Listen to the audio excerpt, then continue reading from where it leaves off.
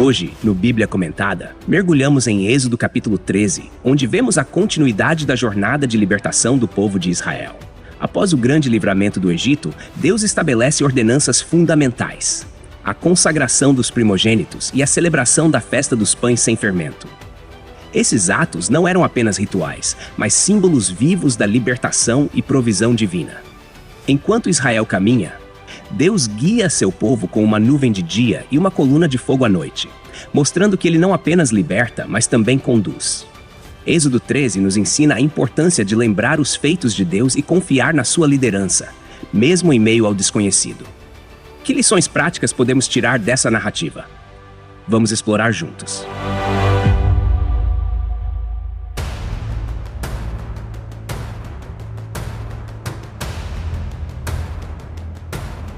Hoje no Bíblia Comentada, vamos mergulhar em Êxodo capítulo 13, dos versículos 1 ao 16.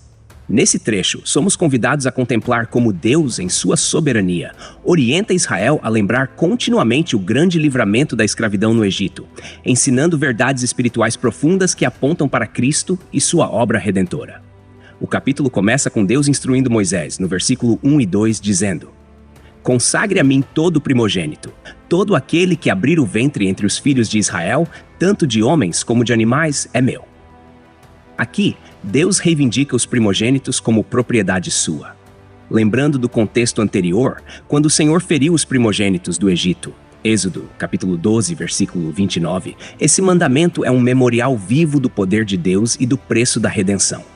Ao consagrar os primogênitos, o povo reconhecia que a vida deles era preservada por Deus, reafirmando sua total dependência e gratidão ao Senhor. Do versículo 3 ao 5, Moisés reforça a necessidade de lembrar o dia da libertação. Ele diz: "Lembrem-se deste dia em que vocês saíram do Egito, da casa da escravidão, porque com mão forte o Senhor os tirou de lá. Portanto, não comam pão levedado." Aqui, a referência ao pão sem fermento carrega um simbolismo profundo. O fermento, muitas vezes associado ao pecado e à corrupção, é deixado de lado como sinal de pureza e santidade diante de Deus. A pressa da saída do Egito também é representada por esse pão, sem tempo para fermentar, mostrando a urgência em obedecer ao chamado de Deus. Moisés enfatiza que essa celebração deveria ser mantida ao longo das gerações, uma prática contínua para transmitir às futuras gerações a fidelidade de Deus. A menção das terras dos cananeus, heteus, amorreus, heveus e jebuseus, no versículo 5, conecta o evento da libertação à promessa de Deus feita a Abraão em Gênesis capítulo 15. Essa lembrança reforça que Deus é fiel em cumprir suas promessas, guiando o povo para uma terra que mana leite e mel. É um lembrete poderoso de que a redenção não é apenas uma libertação do passado, mas também um chamado para um futuro de comunhão com Deus.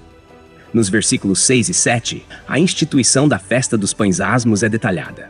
"Durante 7 dias, vocês comerão pães sem fermento, e no 7º dia haverá festa ao Senhor." Aqui, vemos a importância de rituais que envolvem todo o corpo e a mente.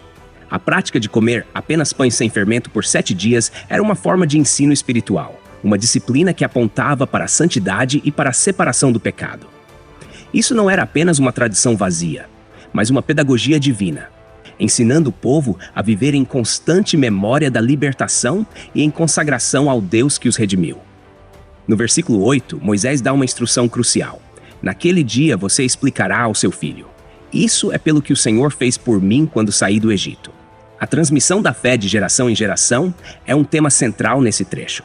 O ato de explicar aos filhos os feitos do Senhor revela como a espiritualidade em Israel era fundamentada na memória coletiva.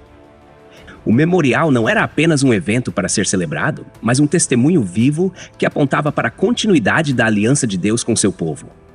No versículo 9, Moisés descreve o propósito desses rituais. "Será como sinal na sua mão e como memorial entre os seus olhos, para que a lei do Senhor esteja na sua boca, porque com mão forte o Senhor o tirou do Egito." A ideia de um sinal na mão e entre os olhos é profundamente simbólica. A mão, representando as ações, e os olhos, representando o pensamento, demonstram que a lembrança da obra de Deus deveria influenciar tanto o comportamento quanto a mente do povo. Essa ligação entre memória e prática é um chamado para vivermos de forma coerente com a fé que professamos. Os versículos 11 ao 13 reiteram a consagração dos primogênitos. Quando o Senhor os introduzir na terra dos cananeus, como jurou a você e aos seus pais, e der essa terra a você, então separe para o Senhor todo o que abrir o ventre, e todo o primogênito dos animais que você tiver. Os machos serão do Senhor. Porém, todo o primogênito de jumenta você resgatará com um cordeiro, mas se não o resgatar, terá de quebrar-lhe o pescoço. Quanto aos primogênitos dos seus filhos, você os resgatará. Este mandamento reforça que os primogênitos pertencem a Deus, mas permite a substituição, simbolizando que a vida só pode ser resgatada por meio de um sacrifício. Isso aponta claramente para Cristo, o Cordeiro de Deus, que se deu em resgate por nós. Finalmente, nos versículos 14 a 16, Moisés instrui como responder às perguntas das crianças sobre esses rituais. Quando no futuro seu filho lhe perguntar o que é isso, você responderá: com mão forte o Senhor nos tirou do Egito, da casa da escravidão. Quando Faraó se mostrou teimoso e não quis nos deixar sair, o Senhor matou todos os primogênitos na terra do Egito, tanto os primogênitos dos homens como os dos animais. Por isso, eu sacrifico ao Senhor todo macho que abre o ventre, mas resgato todos os primogênitos dos meus filhos. Isso será como sinal na sua mão e como frontais entre os seus olhos, porque com mão forte o Senhor nos tirou do Egito. Aqui vemos que a pedagogia divina está centrada na narrativa. Contar aos filhos os feitos de Deus reafirma sua fidelidade e misericórdia. Esses sinais visíveis, sejam os rituais ou os ensinamentos, servem como lembretes contínuos de que a vida do povo de Israel foi marcada pela intervenção poderosa de Deus. Continuando em Êxodo capítulo 13, dos versículos 17 ao 22, o texto nos conduz diretamente à jornada inicial do povo de Israel após sua libertação. Aqui, vemos como Deus, em sua sabedoria e cuidado, guia o povo em direção à terra prometida, mas por um caminho aparentemente mais longo e desafiador, com propósito claro e pedagógico. No versículo 17, lemos: Quando Faraó deixou o povo ir, Deus não o guiou pelo caminho da terra dos filisteus, embora fosse mais perto, pois Deus disse, para que o povo não mude de ideia ao enfrentar a guerra e volte para o Egito. É notável a intenção de Deus em preservar o coração e a fé do povo, que ainda estavam fragilizados pela longa experiência de escravidão. O caminho mais curto, que passava pela terra dos filisteus, seria uma rota direta, mas perigosa. Os filisteus, sendo conhecidos como guerreiros ferozes e bem armados, representariam uma ameaça imediata. Deus sabia que Israel, recém-liberto, não estava preparado para enfrentar batalhas e que, ao encarar dificuldades, poderia ser tentado a desejar voltar à suposta segurança do Egito, mesmo que fosse uma segurança ilusória. No versículo 18, Deus os conduz pelo caminho do deserto, em direção ao Mar Vermelho.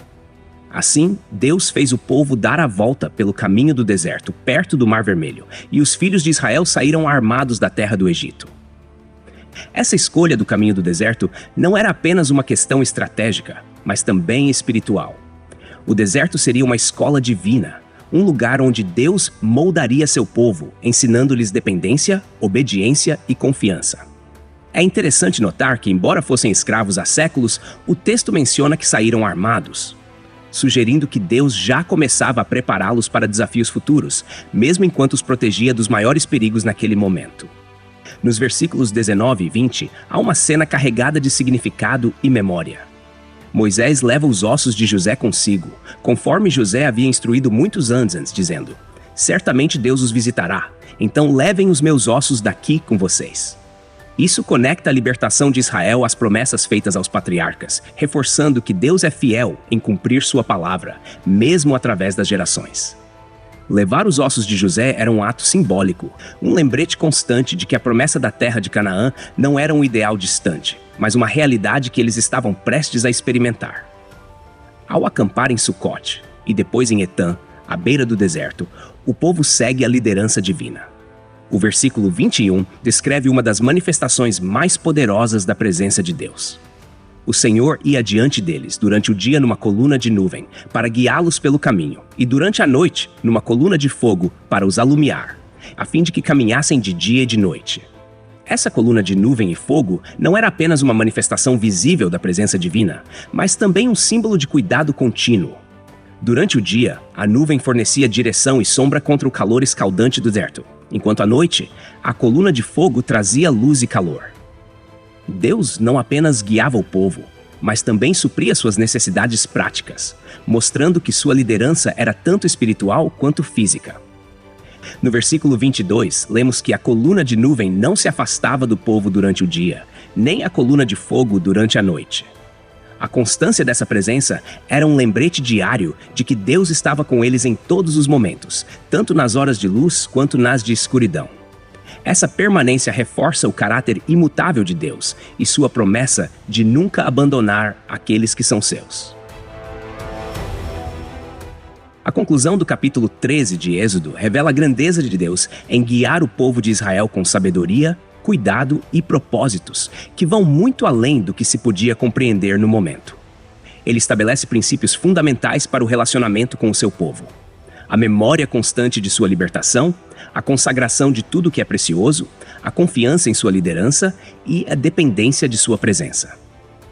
Os primeiros versículos destacam a importância de lembrar. Deus institui celebrações e rituais que servem como um ensino visual e prático, garantindo que a libertação do Egito jamais seria esquecida. A consagração dos primogênitos é um ato de adoração e reconhecimento de que tudo pertence a Deus. Um princípio que ecoa até os nossos dias em nossa entrega de tudo o que somos e temos ao Senhor. Nos versículos que descrevem o início da jornada, vemos o cuidado paternal de Deus ao evitar que o povo enfrentasse guerras prematuras, protegendo-os de retroceder ao Egito. Isso nos ensina que Deus conhece nossos limites melhor do que nós mesmos e que sua direção, mesmo quando parece mais longa ou difícil, sempre é a melhor. Por fim, a coluna de nuvem e de fogo simboliza a presença contínua de Deus, tanto como guia quanto como provedor.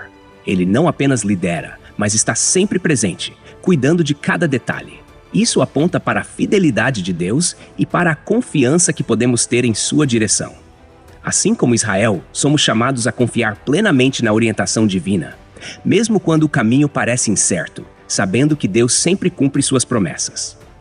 O capítulo 13 de Êxodo, em sua totalidade, é um convite para vivermos em constante lembrança da redenção que Deus nos concedeu, consagrando tudo a Ele e confiando que sua presença nos guiará em cada passo da nossa jornada, tanto nos desertos da vida, quanto em direção às suas promessas.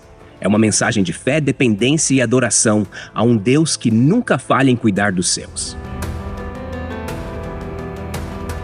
Texto e produção Douglas Vieira. Música por Pixabay. Faixa Battle of the Dragons. Voz por ChatGPT 4.0. Tipo Ember. Bibliografia. Comentários expositivos Hernandes Dias Lopes, editora Agnos. Comentário bíblico Matthew Henry, editora CPAD. Antigo e Novo Testamento interpretado versículo por versículo Russell Norman Champlin, editora Agnos. Charles Spurgeon, Os Tesouros de Davi, editora CPAD. Obrigado por ouvir o Bíblia Comentada. De segunda a sexta, capítulos da Santa Palavra, aos sábados, mensagens ao coração e aos domingos, a poesia dos Salmos. Porque não basta ouvir, é preciso entender.